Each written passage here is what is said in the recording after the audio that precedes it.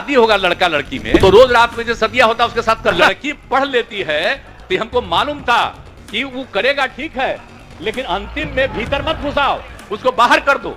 नीतीश कुमार जिस तरह के हंस के सदन में बयान दे रहे हैं कि इस तरह करना चाहिए, इशारा कर रहे हैं, तो क्या आप नीतीश जी अपने बहन को और अपने बेटी को इस तरह समझा सकते हैं जिस तरह आप समझा रहे हैं? बयान देने से पहले अगर ये बयान उनके बड़े बुजुर्ग ने समझा होता तो शायद ऐसे व्यक्ति का जन्म नहीं हुआ रहता जो महिलाओं के प्रति इतनी गंदी सोच रखे। तो महिलाओं अब 2025 में 24 में उनको थप्पड़ मारे कि चप्पल मारे, अब महिलाओं के ऊपर ही रहेगा। इसी लोग कहते हैं कि गांजा पी के भकुआ गए हैं, सही में सटिया गए हैं। हाँ, ये तो देखने ही से जाहिर है। बिहार के माननीय मुख्यमंत्री श्री नीतीश कुमार जी एक ऐसा बयान देते हैं जो कि चर्चा का विषय बन जाता है। अभी हाल ही में धीरेन्द्र कृष्ण शास्त्री महिलाओं को बोल दिए थे खाली प्लॉट, लेकिन उस पर भी विवाद चला था और नीतीश कुमार जी इस तरह का यौन शिक्षा के ऊपर बयान दिए हैं जिसे शर्म आती है। और मुझे लगता है कि महिलाओं को हमेशा क्या है कि आरक्षण देते रहते हैं, तो महिलाओं अब 2025 में 24 में उनको थप्पड़ मारे कि चप्पल मारे, अब महिलाओं के ऊपर ही रहेगा। इसी के संदर्भ में और इसी बयान के संदर्भ में हमारे साथ बैठे हैं AIMIM के प्रदेश सचिव डॉक्टर शमीमुल हक जी। बात करेंगे और जानने का प्रयास करेंगे कि नीतीश कुमार का यह बयान कैसा है महिलाओं के संदर्भ में। सर, स्वागत है आपका। जी, आपका बहुत बहुत शुक्रिया। क्या कहेंगे नीतीश कुमार को बयान को लेकर, बेहुदा बयान को लेकर क्या कहेंगे सर? ये बयान जो है आपत्तिजनक ही नहीं, ये बिल्कुल निंदनीय है और ये उनके अंदर की अंतरात्मा की सोच को सामने दर्शाता है कि महिलाओं के प्रति उनकी सोच क्या रही है। और इस बयान देने से पहले अगर ये बयान उनके बड़े बुजुर्ग ने समझा होता तो शायद ऐसे व्यक्ति का जन्म नहीं हुआ रहता जो महिलाओं के प्रति इतनी गंदी सोच रखे। नीतीश कुमार जिस तरह के हंस के सदन में बयान दे रहे हैं कि इस तरह करना चाहिए, इशारा कर रहे हैं, तो क्या आप नीतीश जी अपने बहन को और अपने बेटी को इस तरह समझा सकते हैं जिस तरह आप समझा रहे हैं? बिल्कुल, ये एक पढ़ा लिखा व्यक्ति के मुंह से और एक सूबे के मुख्यमंत्री के जो है मैं के मुंह से, और ये कहाँ बोल रहे हैं और किन शब्दों का इनके द्वारा अपना चयन हुआ है, ये कहीं से भी माफ़ी के लायक नहीं है। ये बयान पहले देते हैं, उसके बाद फिर मैं कि जो है अपना माफ़ी मांगते हैं, तो क्या ये दाग बिहार के ऊपर से हट जाएगा जो पूरे देश में, बल्कि देश ही नहीं बाहर के भी लोगों में ऐसा अपना ट्रेंड अपना चल रहा है।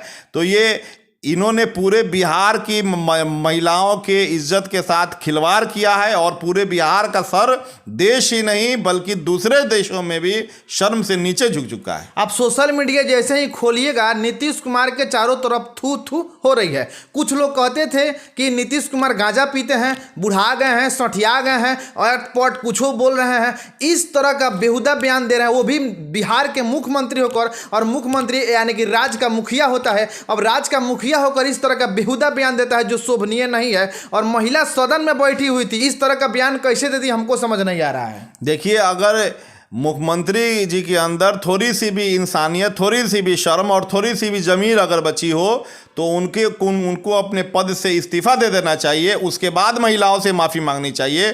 तब जाकर के हम लोग समझेंगे कि महिलाओं के प्रति उनका सम्मान क्या है। लेकिन ये अपनी कुर्सी बचाने के लिए किसी भी हद तक का बयान दे सकते हैं। आज इन्होंने सूबे की आधी आबादी के प्रति अपनी सोच को दिखाया है, कल जाकर के फिर अपने युवाओं के प्रति कुछ अपना बयान देंगे, फिर हमारे बुजुर्गों के प्रति कुछ बयान देंगे। तो ये उनकी उम्र हो चुकी है कि अब उनको घर पे आराम करने की ज़रूरत है और उनको समय समय पर चिकित्सीय सलाह भी लेने की ज़रूरत है कि वो ऐसा जो है क्यों बोल रहे हैं, और किसी अच्छे मानसिक रोग के डॉक्टर से उनको दिखलाने की ज़रूरत है। लेकिन लोग कहते हैं कि गांजा पी के भकुआ गए हैं, सही में सटिया गए हैं। हाँ, ये तो देखने ही से जाहिर है कि वो खुद बोल नहीं पाते, अपने शब्दों को भी कंट्रोल नहीं कर पा रहे हैं और अपने हाथ के इशारों को भी नहीं अपना कंट्रोल कर पा रहे हैं। और सबसे शर्मनाक बात है कि इनके जो सहयोगी हैं वो भी हंस करके इनकी बातों का समर्थन कर रहे हैं। बाकायदा मीडिया के पूछने पर भी उन लोगों ने इन्हीं की बातों का समर्थन किया। तो असल में ये लोग अपने घर की महिलाओं को भी इज्जत नहीं दे पाते, तो ये लोग सूबे की महिलाओं को क्या इज्जत देंगे? जी, कहीं ना कहीं देखी जाए तो 2024 में लोकसभा चुनाव होने वाली है और 2025 के में विधानसभा चुनाव होने वाली है। और विधानसभा के यहाँ भावी प्रत्याशी नरकटिया विधानसभा क्षेत्र से हैं, क्या कहेंगे? अभी हम लोग तो यही जो है अपने जानते हैं कि इस बयान के बाद महिलाएं उनके मन के भीतर की बात को जान चुकी हैं और बिहार की आधी आबादी इन्हीं महिलाओं पर है। और ये महिलाएं इसी के बाद 24 और 25 में ये लोग अपना दुर्गा के रूप में इनका अपना अवतरण होगा और मुख्यमंत्री जी का अंतिम राजनीतिक क्रियाक्रम होगा। यही नीतीश कुमार है, महिलाओं को हमेशा छूट देते रहते हैं और नीतीश कुमार के कारण इन महिलाओं को छूट मिला, आरक्षण मिलता है और महिलाएं क्या है कि आगे लाइन में खड़ी हो जाती है। अब उसी महिलाओं को भावनाओं के साथ नीतीश जी अपने शब्दों से किस तरह खेल रहे हैं, क्या कहेंगे सर? ये शब्दों से नहीं खेल रहे हैं, इनके अंदर वैसे ही शब्द फिट बैठे हैं। और ये जिन लोगों के साथ रहते हैं और जैसे इनकी परवरिश हुई है तो ये उनके अंदर के संस्कार झलक रहे हैं कि उनका महिलाओं के प्रति क्या सोच रहा है। और ये दिल्ली के लालच में इतने अंधे हो चुके हैं। अभी आप लोगों ने देखा बहुत सारी वाहवाही हुई कि 1.25 लाख शिक्षकों की नियुक्ति हुई, लेकिन मैं आपको बता देना चाहता हूं कि उस 1.25 लाख शिक्षकों में 14 प्रदेश के अभ्यर्थी शामिल थे। और बिहार में अभी भी उर्दू शिक्षकों का सीट जो है रिक्त रह गया, जिस पर बिहारियों की बहाली नहीं हो पा रही है।